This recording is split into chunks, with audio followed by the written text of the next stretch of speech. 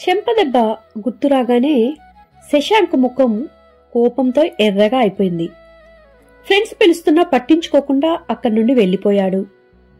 చిన్న చిన్నగా శిశిరకి దగ్గరయ్యాడు. ఆమె చిన్నపిల్ల మనస్తత్వం వలన తొందరగా నమ్మేసింది అతనిని. శశాంక్కి ఎన్ని రోజులు పట్టలేదు ఆమెను పూర్తిగా ప్రేమమైకంలో పడేయటానికి. హాయ్ గైస్, నిన్నటి ఎపిసోడ్ మీరు విన్నారు కదా, మీకు నచ్చిందని అనుకుంటున్నాను. మరిక ఈ శశాంక్ శిశిరతోటి ఎలా స్నేహం చేస్తాడు, ఆమెని ఎలా నమ్మించి వదిలేస్తాడు అనేది మనం ముందు ముందు ఎపిసోడ్స్లలో తెలుసుకుందాం. ఈరోజు భవానీ భవీస్ ఓ మనసా దరిచేరనియ్యవా మరోసారి ఎపిసోడ్ 2లోకి వెళ్ళిపోదామా? అతను చూపిస్తున్న ప్రేమకి ఇలలో తనంత అదృష్టవంతురాలు లేదని గర్వంగా ఫీల్ అయ్యేది శిశిర. అతని ప్రేమలో రోజులు నిమిషాలు అయిపోయాయి తనకి. 2 నెలల క్రితం శశాంక్ 2 రోజులు కాలేజీకి రాకపోయేసరికి అతని అపార్ట్మెంట్కే వెళ్లిపోయింది. ఫీవర్ వచ్చి నీరసంగా ఉన్న శశాంక్ని చూసి తలడిల్లిపోయింది ఆమె. పగలంతా అతని దగ్గర ఉండి సేవలు చేసేసింది. సాయంత్రం వదలలేక వదిలి ఇంటికి వెళ్లిపోయింది. తర్వాత రోజు శశాంక్ దగ్గరే ఉండాలి అనే పిచ్చి ఆలోచనతో తల్లితో ఫ్రెండ్ బర్త్డే పార్టీ అని చెప్పి రాత్రి అతని వద్దే ఉండిపోయింది. అదే ఆమె చేసిన పెద్ద తప్పు. ఆ రాత్రి ఆమె చేతికి ఉంగరం తొడిగి, ఇకపై నువ్వు నాకు సొంతం, నిన్ను నన్ను ఎవ్వరూ వేరు చేయలేరు అని అంటాడు శశాంక్. అతని వైపు ఆరాధనగా ఆర్తిగా చూస్తోంది శిశిర. ఆమెను ప్రేమగా దగ్గరగా తీసుకుంటాడు శశాంక్. అతనిపై గుడ్డి నమ్మకంతో అతని చొరవను కట్టడి చేయలేకపోయింది. అతని మనసులో తన స్థానం పదిలం అనుకుంది. ఇష్టంగా ఆమె అతనికి దగ్గరైపోయింది. ఆ రాత్రి అతను తన పట్ల చూపించిన ప్రేమకి పొంగిపోయింది. జీవితాంతం అతనితో ప్రయాణం ఊహించుకుంటూ అతనిలో ఒదిగిపోయింది. జరిగినవన్నీ కళ్ల ముందు కదలాడుతుంటే ఏం చేయాలో తెలియక బాధపడుతోంది శిశిర. అంతులేని ప్రేమను చూపించి అగాధంలోకి నెట్టి వెళ్లిపోయాడు అతను.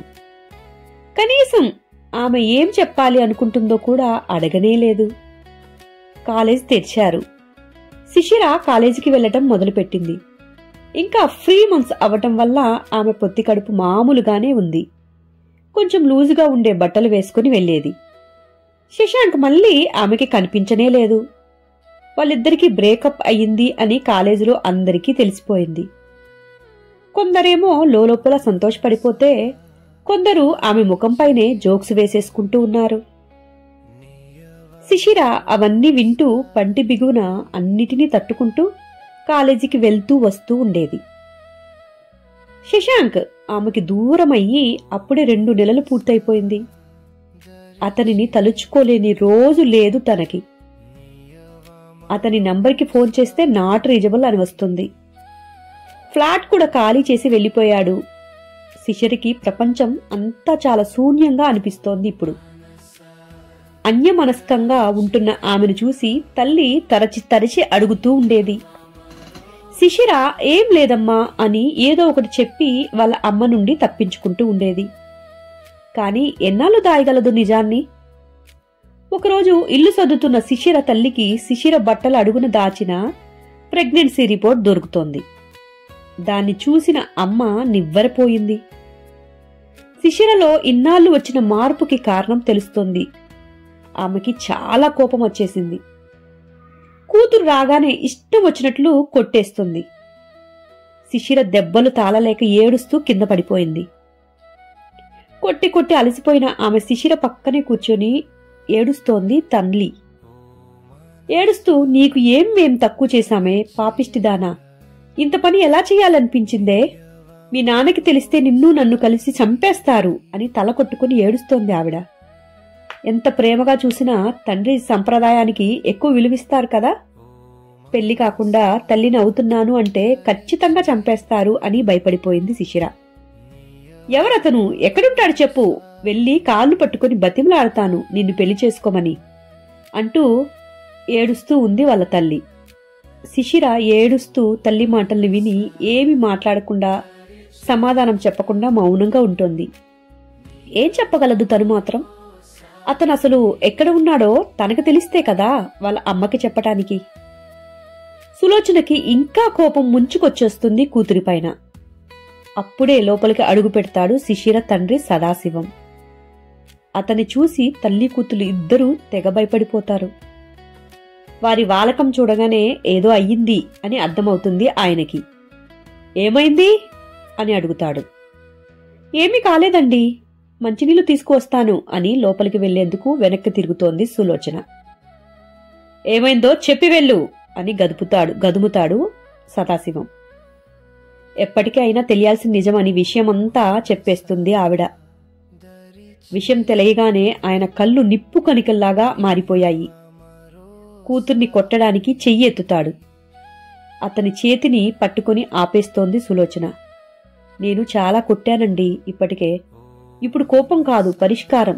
నిదానంగా ఆలోచించి ఏం చేయాలో నిర్ణయం తీసుకుందాం. మీరు కాసేపు శాంతంగా కూర్చోండి అని భర్తను బతిమలాడుకొంది.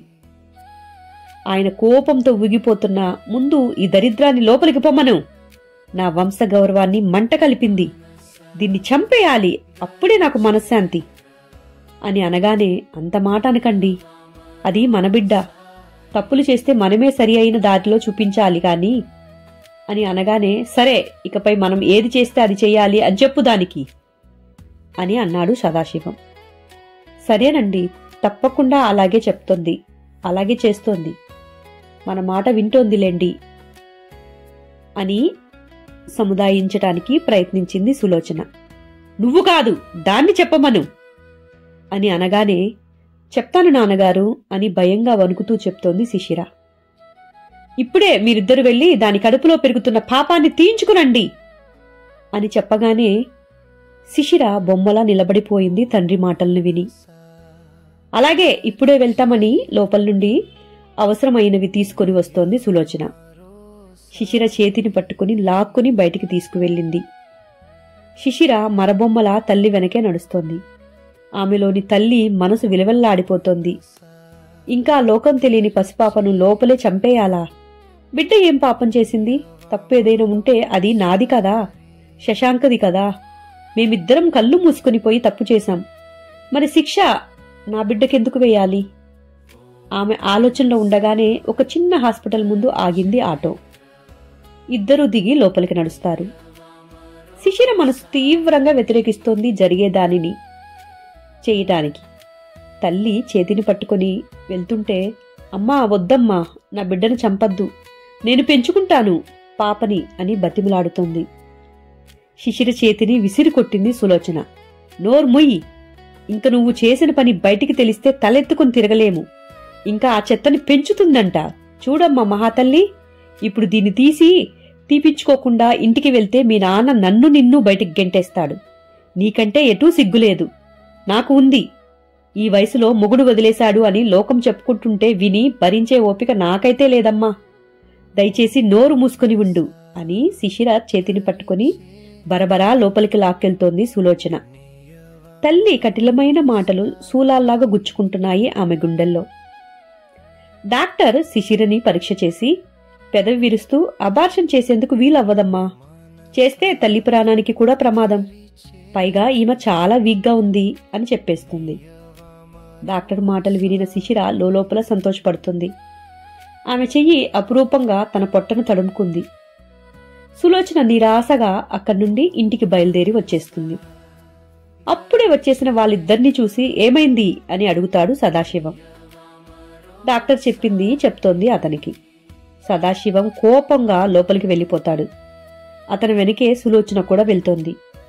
ఇద్దరూ లోపల తీవ్రంగా గొడవ పడుతున్నారు. అదంతా తన వల్లనే అని శిశిర బాధపడిపోయింది. కాసేపటికి లోపల గొడవ సద్దుమణిగిపోయింది. తల్లి తండ్రికి నచ్చచెప్పడం వినిపిస్తోంది. ఆమె కన్నీళ్లతో తన గదికి వెళ్లబోతూ ఆగిపోతుంది లోపల మాటలు విని. అబార్షన్ చేయటం కుదరదు, చేస్తే శిశిర ప్రాణానికి ప్రమాదం అని చెప్పారు. నేను ఇంటికి వస్తూ ఆలోచించాను. నేను శిశిరని తీసుకుని ఎక్కడికైనా వెళ్లిపోతాను. అక్కడే నెలలు నిండే వరకు ఉండి కాన్పు అయ్యాక బిడ్డను అక్కడ వదిలేసి వచ్చేస్తాం. వచ్చాక ఏదో ఒక సంబంధం చూసి శిశిరకి పెళ్లి చేసేద్దాం, ఏమంటారు అని సులోచన సదాశివంతో చెప్పగానే ఆ ఈ ఆలోచన బాగానే ఉంది అని భార్య మాటలకి సదాశివం తల ఊపాడు. తన తల్లి తన తండ్రితో అంత ఆలోచన చేసేసరికి శిశిర నివ్వెరపోయింది. అక్కడ ఉండలేక తన గదికి వెళ్ళిపోయింది. ఇప్పుడిప్పుడే కొంచెం పైకి వస్తోంది పొట్ట. కాకపోతే సరిగా తినక తను చిక్కిపోయింది. తను పొట్టపై చేతిని వేసి తడుముకుంటూ, నిన్ను నా నుండి ఎవరూ వేరు చేయలేరు బంగారం. నువ్వు నా ప్రాణం. నిన్ను ఎవరు వద్దనుకున్నా నేను వద్దనుకోను. నువ్వు భయపడకు, మమ్మీ నిన్ను బాగా చూసుకుంటుంది అని లోపల ఉన్న బిడ్డతో తను మాట్లాడుకుంది తన పొట్టను నిమురుకుంటూ. కాసేపటికి సులోచన ఆమె దగ్గరికి వచ్చి, నీకు అవసరం అయిన బట్టలు సర్దుకో, మనం రేపు పొద్దున్నే ఊరు వెళ్తున్నాం అని అక్కడి నుండి వెళ్ళిపోయింది. ఎక్కడికో తెలియదు కాని ఎందుకో తెలుసు శిశిరకి, తన జీవితం తన చేతుల్లో లేదా తన బిడ్డను తను ఎందుకు పెంచుకోకూడదు? ప్రపంచంలో ఒంటరిగా బిడ్డను పెంచుకునే ఆడవాళ్లు ఎందరో ఉన్నారు. మరి తల్లి తండ్రి ఎందుకు ఇంత వ్యతిరేకిస్తున్నారు? ప్రపంచం గురించి కాకుండా తన గురించి ఎందుకు ఆలోచించటం లేదు? ఒక ప్రాణాన్ని తీయటం అంత సులభమా? ఆలోచనతోనే తన బ్యాగ్ రెడీ చేసేసుకుంది శిశిర. భోజనం ప్లేట్ ఆమె గదికి తీసుకొచ్చి తిను అని వెళ్ళిపోయింది తల్లి.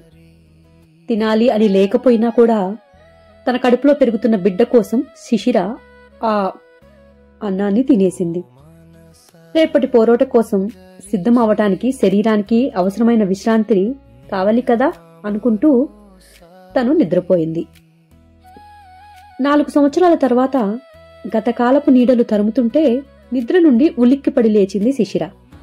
ఆమె ఒళ్ళంతా చెమటతో తడిచిపోయింది. ఆమె కంటి నుండి నిద్దట్లో కారిన కన్నీళ్లు చెంపలపై జారాయి.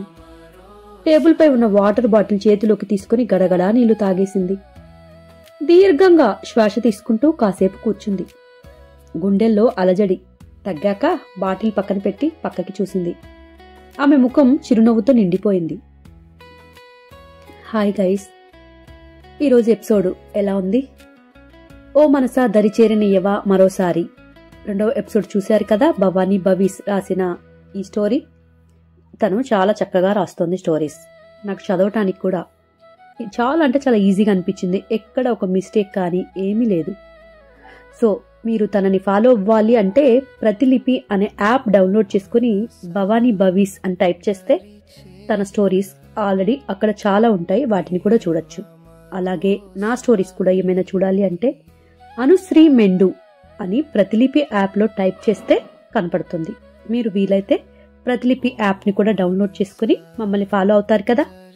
సరే, ఇంకొక చిన్న రిక్వెస్ట్ ఏంటంటే ప్లీజ్ ఈ స్టోరీని విన్న ప్రతి ఒక్కరు కామెంట్ పెడితే మాకు చాలా అంటే చాలా హ్యాపీ ఉంటుంది. ఇది చెప్పటం మీకు చూడటానికి ఈజీ అనిపిస్తుంది కానీ మీరు చదివినంత ఈజీ అయితే కాదబ్బా.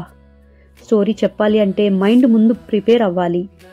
ఆ గొంతు కూడా ఇదివరకు మాట్లాడతా ఈజీ అనిపిస్తుంది కానీ ఇప్పుడు చెప్పడం అయితే చాలా కష్టంగా అనిపిస్తుంది. సో తప్పకుండా మీరు ఈ స్టోరీని ఆదరిస్తారని నమ్ముతున్నాను. సపోర్ట్ చేస్తున్న మీ అందరికీ చాలా థ్యాంక్ యూ. ఉంటాను. బాయ్.